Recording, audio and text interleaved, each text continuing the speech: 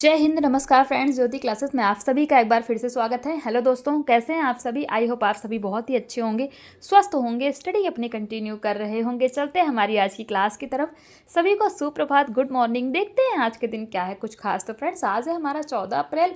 14 अप्रैल की हिस्ट्री हम देख लेते हैं, यानी कि कुछ पॉइंट्स आज के बारे में जान लेते हैं कि 14 अप्रैल को क्या है कुछ खास। तो फ्रेंड्स, 14 अप्रैल को भारत में संविधान निर्माता डॉक्टर भीमराव अंबेडकर का जन्मदिन मनाया जाता है। जी हाँ, आज के दिन भारत के संविधान निर्माता डॉक्टर भीमराव अंबेडकर का जन्मदिन, जिसे हम अंबेडकर जयंती या भीम जयंती के रूप में जानते हैं, मनाया जाता है।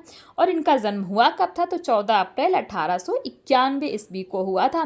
दूसरा पॉइंट हम देख लेते हैं 1965, यानी कि 14 अप्रैल 1965 को भारत और बांग्लादेश के बीच पहली बार यात्री रेल सेवा की शुरुआत हुई। तो हमने दो पॉइंट्स देखे, कौन कौन से, कि डॉक्टर भीमराव अंबेडकर का जन्म कब हुआ था? तो 1891 में हुआ था। कब हुआ था? 14 अप्रैल, यानी कि 14 अप्रैल 1891 में डॉक्टर भीमराव अंबेडकर का जन्म हुआ था। कौन? जो कि हमारे संविधान के निर्माता थे। दूसरा पॉइंट्स हमने देखा कि भारत और बांग्लादेश के बीच जो पहली बार यात्री रेल सेवा की शुरुआत हुई थी वो कब हुई थी? तो वो भी हमारा 14 अप्रैल 1965 को हुई थी। आई होप ये दो पॉइंट्स आपको आज के बारे में क्लियर हो गए होंगे। वैसे तो बहुत सारी घटनाएं आज के दिन हमारे इतिहास में घटी हैं, बट हम कुछ इंपॉर्टेंट पॉइंट्स को कवर करते हैं जो कि इम्पॉर्टेंट होते हैं। अब चलते हैं हम हमारी सीरीज़ की तरफ। जैसा कि आप सभी जानते हैं, हम कर रहे हैं हमारी होम साइंस की सीरीज़, जिसमें फ्रेंड्स हम क्लास 6 to 12 को कवर कर रहे हैं। और अभी तक हमने हमारा क्लास 6 to 9 कंप्लीट कर लिया, यानी कि क्लास 6 to 9 की बुक हमने पढ़ ली है। अभी हम आ गए क्लास 10th में। आई होप आपने हमारी उन सारी क्लासेस को देखा होगा। नहीं देखा है तो प्लीज़ प्लेलिस्ट में जाके वहाँ से आप क्लासेस को देख करके अपने कॉन्सेप्ट क्लियर कर सकते हैं, क्योंकि हमने हर एक टॉपिक को बहुत ही डिटेल में कवर किया है। और इतने डिटेल में पढ़ने का फ्रेंड्स हमारा एक ही उद्देश्य है कि एक बार आप इस सीरीज़ को देखिए, समझिए, ताकि होम साइंस से रिलेटेड कोई भी डाउट आपके माइंड में ना रह जाए। चाहे आप किसी भी क्लास के लर्नर्स हैं, किसी कॉम्पिटिटिव एग्ज़ाम की तैयारी कर रहे हैं, या फिर किसी भी फील्ड में होम साइंस से अपना करियर देख रहे हैं, फ्रेंड्स सभी के लिए सीरीज़ काफ़ी हेल्पफुल होने वाली है। तो प्लीज़ अगर चैनल पर नए आए हैं तो चैनल को सब्सक्राइब करके बेल आइकन अवश्य प्रेस कर दीजिए, ताकि जब भी वीडियो अपलोड हो आपके पास नोटिफिकेशन पहुँचे। और इन वीडियोज़ को ज़्यादा से ज़्यादा आप अपने दोस्तों के साथ भी शेयर कीजिए, ताकि वो भी हमारी सीरीज़ के साथ जुड़ के इस सीरीज़ का लाभ प्राप्त कर सके। तो ये तो थी आज की हमारी सीरीज़ के बारे में कुछ बातें, और आज के हिस्ट्री के बारे में जो हमने किया। और हाँ फ्रेंड्स, एक पॉइंट आपसे मैं और डिस्कस करना चाहूँगी कि प्लीज़ आप जब भी वीडियो देखते हैं ना, तो वीडियो को पूरा वॉच आउट किया करिए, क्योंकि जब आप वीडियो पूरा देखेंगे तभी आपको चीज़ें समझ में आएंगी। अगर आप सीरियस होकर पढ़ रहे हैं, सीरियस होकर तो पढ़ ही रहे हैं, क्योंकि अगर सीरियस होकर नहीं पढ़ते तो क्लास ही नहीं देखते। तो प्लीज़ अगर सीरियस होकर पढ़ रहे हैं ना, तो प्लीज़ जो है जब भी वीडियो देखते हैं तो वीडियो को पूरा देखिए। एक दो वीडियो एटलीस्ट देखिए। आपको कॉन्सेप्ट समझ में नहीं आता है तो आप मत देखिए, मुझमें कोई फोर्स नहीं है फ्रेंड्स, क्योंकि जहाँ आपको समझ में आएगा आप वहाँ पे पढ़ेंगे है। तो प्लीज़ बट एक बार रिक्वेस्ट करूँगी कि वीडियो को पूरा वॉच आउट किया करिए।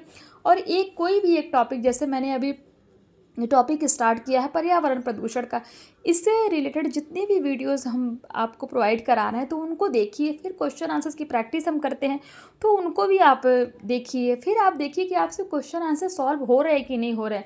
अगर क्वेश्चन आंसर्स आपसे सॉल्व हो रहे हैं पर्यावरण प्रदूषण से रिलेटेड, तो आई थिंक आपको क्लास समझ में आ रही है। नहीं हो रहे हैं तो फ्रेंड्स आप देख सकते हैं। प्लीज़ एक बार आपसे रिक्वेस्ट है, वीडियो पूरा वॉच कीजिए, फिर देखिए। अगर आपको कॉन्सेप्ट अच्छा लगता है तो बने रहिए हमारे साथ, नहीं अच्छा लगता है फ्रेंड्स तो एज़ यू विश है। तो ये तो हमने कुछ बातें कर ली हैं। और हाँ, प्लीज़ अपना रिस्पॉन्स भी अवश्य दिया करिए, ताकि जो आप जब भी वीडियो देखते हैं आपको समझ में आता है कि नहीं आता, लाइक डिसलाइक कमेंट कुछ भी कीजिए, बट रिस्पॉन्स अवश्य किया करिए। क्योंकि आप रिस्पॉन्स करेंगे फ्रेंड्स तो मैं भी मोटिवेट होंगी, मुझे भी पता लगेगा कि हाँ, मैं जो आपको प्रोवाइड करा रही हूँ, जो हम पढ़ाई कर रहे हैं, वो आपको समझ में आ रहा है कि नहीं आ रहा है। प्लीज़ आप सभी से रिक्वेस्ट है, रिस्पॉन्स अवश्य किया करिए। चलते हैं आज की क्लास की तरफ, जिसमें हम करेंगे पर्यावरण प्रदूषण की रोकथाम, नियंत्रण के सामान्य उपाय। ये हम आज की क्लास में करने वाले हैं। इसके पहले हमने प्रीवियस क्लास में क्या किया है एक बार फटाफट क्विक रिवीजन कर लेते हैं, क्योंकि आप सभी जानते हैं friends, revision is the most important part of our study. Friend, previous class में हमने क्लास 10th का चैप्टर 9 स्टार्ट किया था, जो था पर्यावरण और उसका जनजीवन पर प्रभाव, जिसमें हमने पर्यावरण का अर्थ तथा उसकी परिभाषा देखी थी। ये देख लीजिए, 2-3 परिभाषा हमने देखी थी। सपोज तास्ले ए फिंटिंग जिन्सबर्ग के अनुसार हमने पर्यावरण की परिभाषा देखी थी। पर्यावरण के प्रकार देखे थे, जिसमें हमने प्राकृतिक या भौगोलिक पर्यावरण देखा था, सामाजिक पर्यावरण देखा था, सांस्कृतिक पर्यावरण देखा था है। फिर हमने देखा था पर्यावरण का जनजीवन पर प्रभाव। तो जनजीवन पर पर्यावरण का प्रत्यक्ष प्रभाव किस तरीके से पड़ता है ये आप देख पा रहे होंगे। हमने देखा था सपोज जनसंख्या पर प्रभाव, मकान की बनावट पर प्रभाव, खान पान पर भी पर्यावरण का प्रत्यक्ष प्रभाव पड़ता है, वस्त्रों पर भी प्रभाव पड़ता है प्रत्यक्ष रूप से, आवागमन के साधनों पर भी पर्यावरण का प्रत्यक्ष रूप से प्रभाव पड़ता है, ये हमने देखा था। फिर और भी बहुत सारे पॉइंट्स हमने देखे थे। फिर हमने देखा था जनजीवन पर अप्रत्यक्ष प्रभाव किस तरह से पर्यावरण का पड़ता है, देख लीजिए। आर्थिक गतिविधियों का प्रभाव, प्रजाति गुणों पर प्रभाव, राजनीतिक स्थिति पर प्रभाव, सभ्यता पर प्रभाव, कला और साहित्य पर प्रभाव भी जो है क्या है, अप्रत्यक्ष रूप से जो है पर्यावरण का पड़ता है। तो ये हमने कुछ पॉइंट्स देखे थे पर्यावरण का जनजीवन पर प्रत्यक्ष एवं अप्रत्यक्ष प्रभाव। आई होप ये आपका रिवीजन हो गया होगा, और इन्हीं से रिलेटेड हमने कुछ क्वेश्चंस किए थे, दिए थे आपको एज अ होमवर्क के रूप में। आई होप आपने इनको सॉल्व किया होगा और ये सारे क्वेश्चंस आपसे बहुत ईजिली सॉल्व हुए होंगे। नेक्स्ट हमने इसमें पॉइंट कवर किया था पर्यावरण प्रदूषण के बारे में। हमने जाना था कि पर्यावरण प्रदूषण होता क्या है, पर्यावरण प्रदूषण के प्रकार कितने होते हैं, जिसमें हमने 4 प्रकार देखे थे, वायु प्रदूषण, जल प्रदूषण, ध्वनि प्रदूषण एवं मृदा प्रदूषण। तो पर्यावरण प्रदूषण के हमने 4 प्रकार देखे थे। पर्यावरण प्रदूषण के सामान्य कारण देखे थे कि किन कारणों से पर्यावरण प्रदूषण होता है, जिसमें हमने औद्योगिकरण, नगरीकरण, घरेलू जलमल का अनियमित निष्कासन, मतलब बहुत सारे पॉइंट्स हमने देखे थे। और साथ ही साथ फ्रेंड्स हमने जो है ये देखिए वृक्षों की अधिकता, कटाई, वन विनाश, विभिन्न भौतिक सुख सुविधाओं में वृद्धि, परिवहन के साधन, रेडियोधर्मी पदार्थों द्वारा प्रदूषण। तो ये सारे ही पॉइंट्स हमने किसके अंतर्गत कवर किए थे, पर्यावरण प्रदूषण के ये सारे ही सामान्य कारण है। आई होप आपने इस क्लास को देखा होगा, नहीं देखा है तो प्लीज़ फ्रेंड्स आप जाइए, प्लेलिस्ट में आपको ये क्लास ईजिली प्रोवाइड हो जाएगी, वहाँ से देख करके इनको डिटेल में आप पढ़ सकते हैं। तो ये तो थी हमारी प्रीवियस क्लास, आई होप आपका रिवीजन हो गया होगा। अब स्टार्ट करते हैं हमारा जो आज की क्लास हम करने वाले हैं, पर्यावरण प्रदूषण की रोकथाम नियंत्रण के सामान्य उपाय देखते हैं। पर्यावरण प्रदूषण एक गंभीर समस्या है। वर्तमान समय में विश्व के समस्त देश इस समस्या को लेकर चिंतित हैं तथा इसके समाधान हेतु प्रयासरत हैं। भारत एवं विश्व में इस समस्या के समाधान हेतु निम्नलिखित प्रयास किए जा रहे हैं। नंबर 1, उद्योगों एवं घरेलू स्तर पर धुआं की निकासी हेतु ऊंची चिमनी का प्रयोग करना। नंबर 2, उद्योगों एवं फैक्ट्रियों से निकले अपशिष्ट पदार्थ जल आदि को पूर्ण रूप से उपचारित करने के पश्चात ही निष्कासित करना।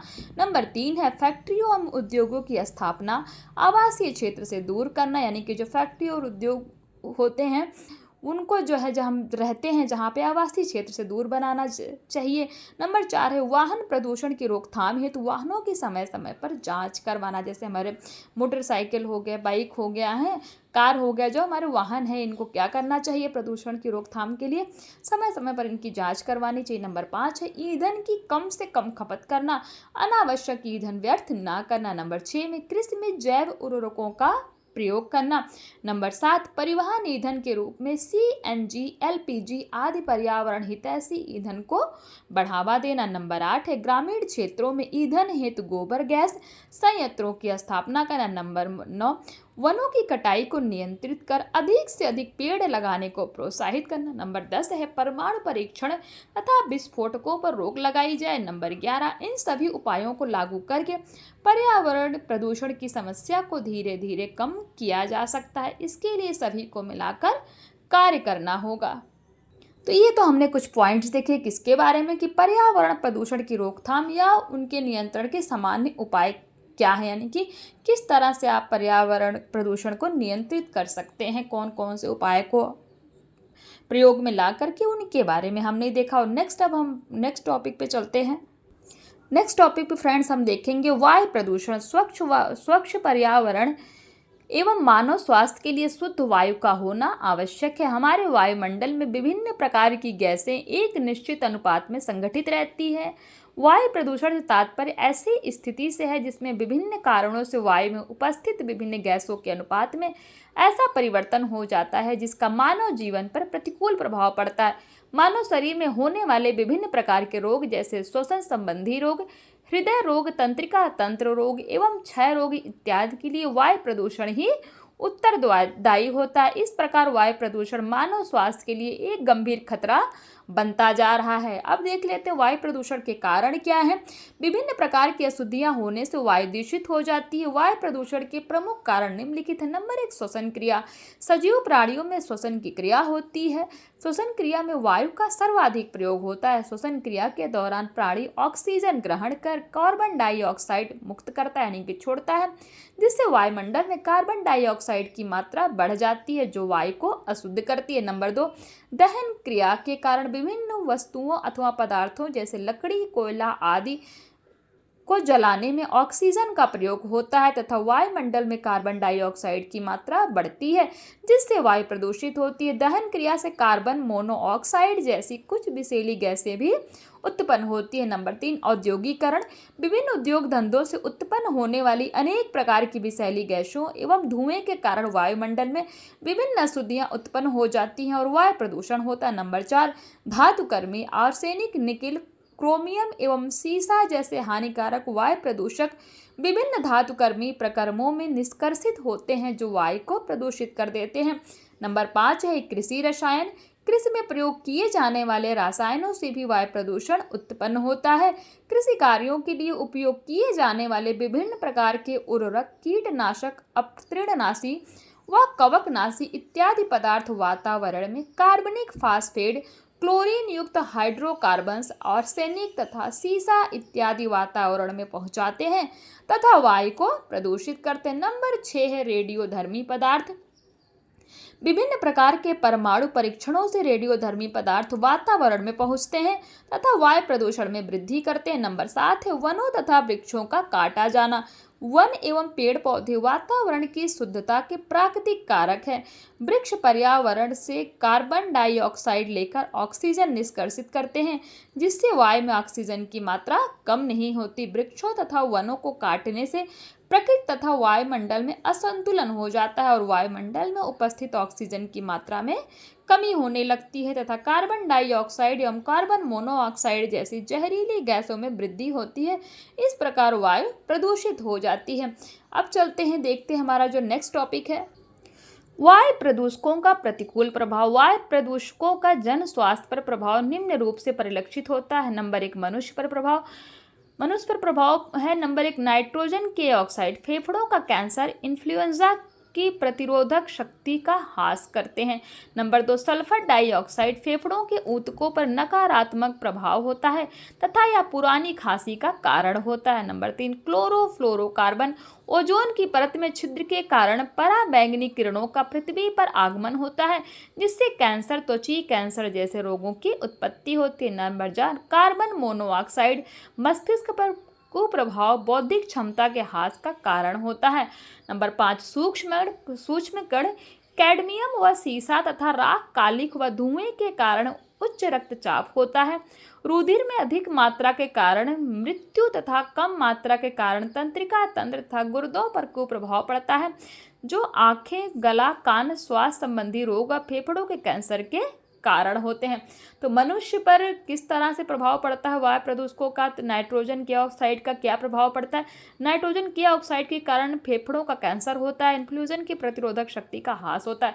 सल्फर डाइऑक्साइड के कारण क्या प्रभाव पड़ता है? फेफड़ों के ऊतकों पर नकारात्मक प्रभाव होता है तथा यह पुरानी खांसी का कारण होता है। कौन? Sulphur dioxide. नंबर 3, क्लोरोफ्लोरोकार्बन का क्या कुप्रभाव पड़ता है मानव के जीवन पर? तो ये देख लीजिए, कार्बन मोनोऑक्साइड का क्या कुप्रभाव पड़ता है, सूक्ष्म कण का क्या कुप्रभाव पड़ता है मनुष्य पर, ये हमने देखा। आई होप ये समझ में आया होगा आपको। अब वायु प्रदूषकों का प्रतिकूल प्रभाव जंतुओं पर देख लेते हैं। अभी तो हमने मनुष्य पर देखा, अब जंतुओं पर देख लेते हैं। तो जंतुओं पर भी वायु प्रदूषकों का मनुष्य के अतिरिक्त जंतुओं पर भी निम्न रूप से प्रतिकूल प्रभाव पड़ता है। कैसे?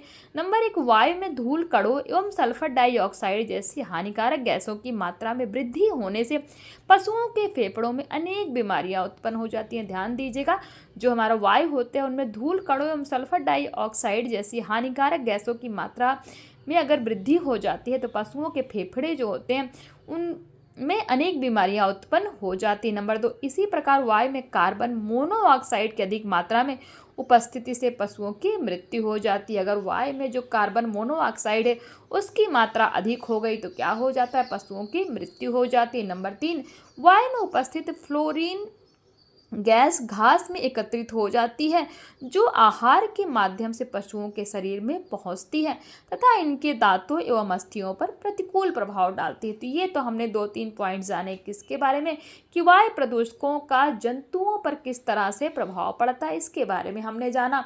अब वायु प्रदूषकों का पौधों पर भी प्रभाव पड़ता है, देख लेते हैं। वायु प्रदूषण से पेड़ पौधे भी प्रभावित होते हैं। पेड़ पौधे पर वायु प्रदूषण का निम्न रूप से प्रतिकूल प्रभाव पड़ता है। नंबर 1, वायुमंडल में विभिन्न प्रकार के प्रदूषक तत्वों की मात्रा अधिक होने से प्रदूषकों की एक परत बन जाती है जिससे सूर्य का प्रकाश पेड़ पौधों तक कम पहुंच पाता है। सूर्य के प्रकाश की कमी हो जाने से पेड़ पौधों में प्रकाश संश्लेषण, श्वसन तथा वाष्पोत्सर्जन की क्रिया घट जाती है। नंबर 2, सल्फर डाइऑक्साइड पत्तियों में क्लोरोफिल को नष्ट कर देती है। नंबर 3, सीसा, कैडमियम, फ्लोराइड्स, एस्बेस्टॉस इत्यादि कण पौधों की वृद्धि रोकने वाले एवं ऊतकों को नष्ट करने वाले कारक उत्पन्न करते हैं। इन सब तत्वों के प्रभाव में आने से पत्तियां झुलस जाती हैं। अब अन्य प्रभाव देख लेते हैं, यानी कि वायु प्रदूषक का जो है मनुष्य पर भी प्रभाव किस तरह से पड़ता है हमने देख लिया, जंतुओं पर प्रभाव किस तरीके से पड़ता है वो भी हमने देखा, पौधों पर भी इसका किस तरीके से प्रभाव पड़ता है देख लेते हैं। अन्य प्रभाव में भी देख लेते हैं क्या है। इन सब पर प्रभाव के अतिरिक्त वायु प्रदूषण कुछ अन्य प्रभाव भी हैं, जैसे number 1, carbon dioxide, sulphur dioxide इत्यादि से बने सल्फ्यूरिक एवं कार्बनिक अम्लों का वस्त्रों एवं इमारतों इत्यादि पर प्रभाव पड़ता है। ध्यान दीजिएगा, जो कार्बन डाइऑक्साइड, सल्फर डाइऑक्साइड ये सब होते हैं, इनसे बने सल्फ्यूरिक एवं कार्बनिक अम्लों का वस्त्रों एवं इमारतों पर प्रतिकूल प्रभाव पड़ता है। नंबर 2, हाइड्रोजन सल्फाइड के प्रभाव से भवनों के शीशे काले पड़ जाते हैं। नंबर 3, सल्फर डाइऑक्साइड एवं नाइट्रोजन के ऑक्साइड द्वारा भवनों का क्षरण होता है। नंबर 4, मथुरा के तेल शोधन कारखाने से निकली हुई हानिकारक गैसों से ताजमहल का संगमरमर प्रभावित हो रहा है। तो जो ताजमहल का संगमरमर है वो किससे प्रभावित हो रहा है? तो मथुरा के तेल शोधन कारखाने से जो हानिकारक गैस निकलती है उससे आगरा का ताजमहल प्रभावित हो रहा है। दिल्ली में थर्मल विद्युत गृह से निकली गैसें लाल किले के पत्थरों को हानि पहुंचा रही हैं। बहुत ही इंपॉर्टेंट है।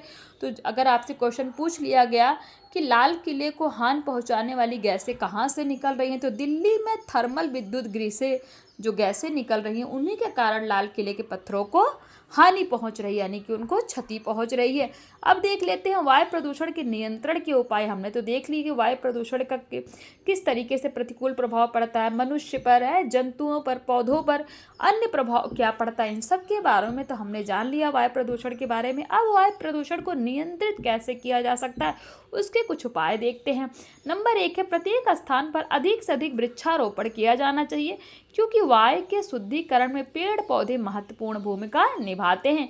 पेड़ पौधे प्रकाश संश्लेषण की क्रिया द्वारा वायुमंडल से कार्बन डाइऑक्साइड को ग्रहण करते हैं तथा ऑक्सीजन को मुक्त करते हैं, जिससे वायुमंडल में प्राणदायक ऑक्सीजन की मात्रा में वृद्धि होती है। परंतु सूर्य की अनुपस्थिति में ये ऑक्सीजन ग्रहण करते हैं और कार्बन डाइऑक्साइड मुक्त करते हैं। नंबर 2 है, रिहायशी क्षेत्रों के निर्माण के समय यह ध्यान रखना चाहिए कि मकानों में हवा एवं सूर्य के प्रकाश के आने जाने की उचित व्यवस्था हो। सूर्य के ताप से वायु की विभिन्न प्रकार की अशुद्धियां दूर हो जाती हैं तथा वायु में पाए जाने वाले विभिन्न प्रकार के रोगों के कीटाणुओं की भी समाप्ति हो जाती है। सूर्य के ताप से जलवाष्प की अधिकता समाप्त होती है तथा वस्तुओं के सड़ने गलने से उत्पन्न दुर्गंध नष्ट हो जाती है।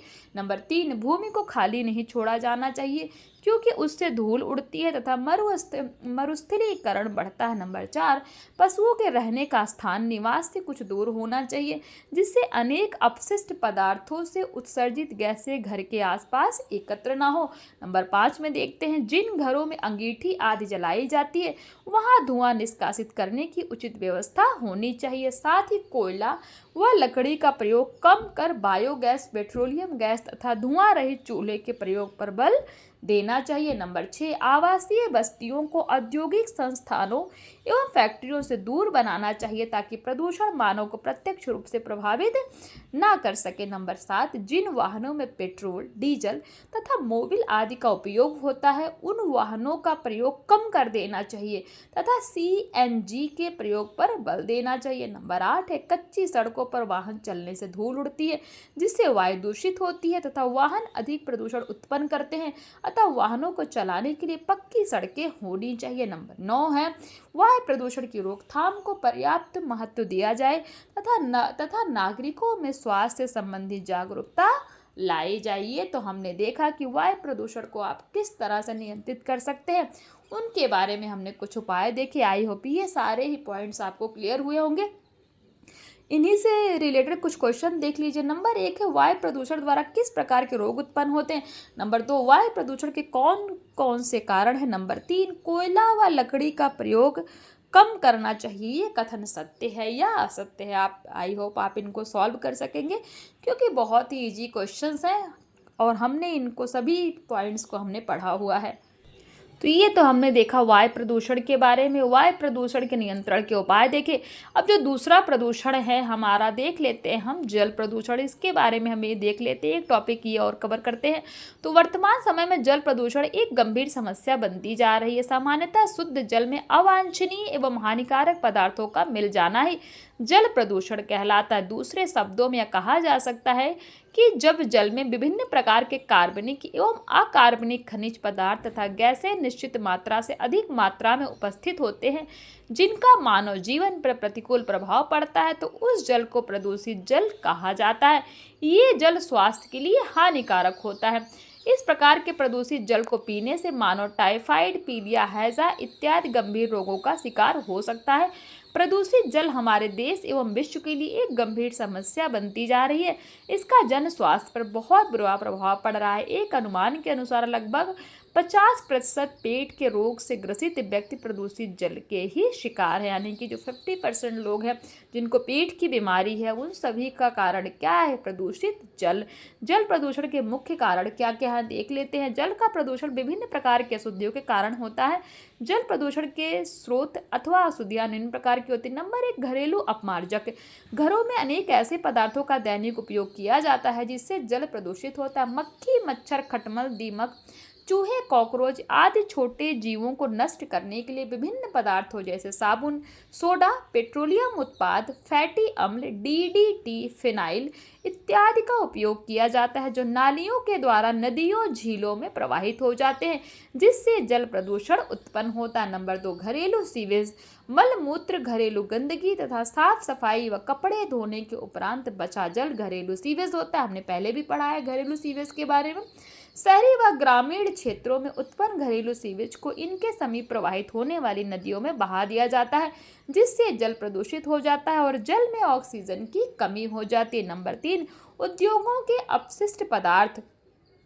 उद्योगों में विभिन्न रासायनिक पदार्थों का उपयोग किया जाता है जिनसे अनेक विषैले रासायनिक पदार्थों का उत्सर्जन होता है। इनमें अम्ल, क्षार, साइनाइड, चमड़े एवं कागज उद्योगों से उत्सर्जित पारे के यौगिक, शीशे के यौगिक आदि प्रमुख हैं। यह सभी पदार्थ जल स्रोतों को अत्यधिक प्रदूषित करते हैं। नंबर 4 है ईंधन पदार्थों का जल में मिलना। ऊर्जा की आवश्यकताओं को पूरा करने के लिए विभिन्न प्रकार के ईंधन पदार्थों को जलाया जाता है जैसे कोयला, लकड़ी, पेट्रोल, डीजल आदि। इनके जलने से उत्पन्न होने वाली विषैली गैसें राख जल में मिश्रित होकर नदियों, तालाबों एवं भूमिगत जल स्रोतों को प्रदूषित करती है। नंबर 5 है कृषि जन्य प्रदूषण। वर्तमान समय में कृषि एवं वानिकी क्षेत्र में विभिन्न प्रकार के खाद्य जैसे नाइट्रोजन एवं फास्फेट के यौगिक एवं कीटनाशक पदार्थ का प्रयोग किया जाता है। जब वर्षा होती है तो मिट्टी की ऊपरी परत बहकर नदियों, झीलों एवं समुद्र में पहुंचती है तथा जल स्रोतों को प्रदूषित करती है। तो ये तो फ्रेंड्स हमने देखा किसके बारे में, जल प्रदूषण के प्रमुख कारण। ध्यान दीजिएगा, हमने आज 2 टॉपिक कवर किए किसके बारे में, वायु प्रदूषण को रोकने के उपाय हमने देखे और वायु प्रदूषकों का प्रतिकूल प्रभाव क्या पड़ता है किन पे, मनुष्य पर, जंतुओं पर, पौधों पर, अन्य पर क्या प्रभाव पड़ता है वायु प्रदूषकों का, इसके बारे में हमने देखा। और जो दूसरा हमने टॉपिक कवर किया जल प्रदूषण के प्रमुख कारण क्या हैं, यहाँ तक हमने आज की क्लास की। आई होप जितने भी पॉइंट्स अभी तक हमने पढ़े हैं आपको इनमें कोई डाउट नहीं होगा, सारे पॉइंट्स आपके क्लियर हुए होंगे। हमने पूरी कोशिश की है फ्रेंड्स कि आपको अच्छे से हर एक पॉइंट को समझाया जाए। फिर भी अगर कुछ छूट जाता है तो प्लीज़ कमेंट करके बताइए, आपकी वो भी डाउट लेने का हम पूरा का पूरा प्रयास करेंगे। तो आज की क्लास यहीं तक, मिलते हैं हमारी नेक्स्ट क्लास में। तब तक के लिए जय हिंद, नमस्कार। हंसते रहिए, मुस्कुराते रहिए, एक दूसरे की हेल्प करते रहिए। और हाँ फ्रेंड्स, अगर क्लास अच्छी लग रही हो, कॉन्सेप्ट समझ में आ रहा है ना, तो जाते जाते चैनल को सब्सक्राइब करके बेल आइकन प्रेस करके अवश्य जाइए ताकि आप भी हमारे साथ जुड़ के इस सीरीज़ का लाभ प्राप्त कर सकें। धन्यवाद।